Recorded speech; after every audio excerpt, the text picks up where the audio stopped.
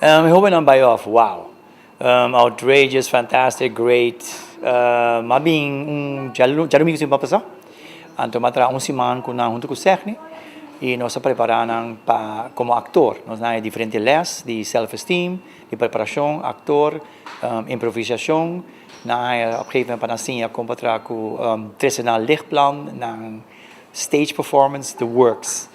Intensief, inicia 6 horas, dus bij 7 horas, bij 8 horas per dia. Então, outcome tá fantastic. E como Bobin vai donar na les, que meta of que você quer ajuda na na área de atuação? Para a basic acting, e já não para possível crescer terreno de atuação. Everything that works from standing on stage, being present on stage, de moral, by mais deep de moral, para na por sentir mais melhor para na na prestação mais melhor riba stage. E com a experiência estava tratando com o HOBENNAN de Bonaire.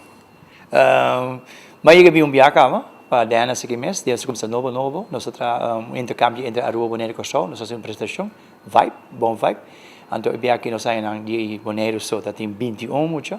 Cada riba na mês challenging, but they're all definitely worth the time invested.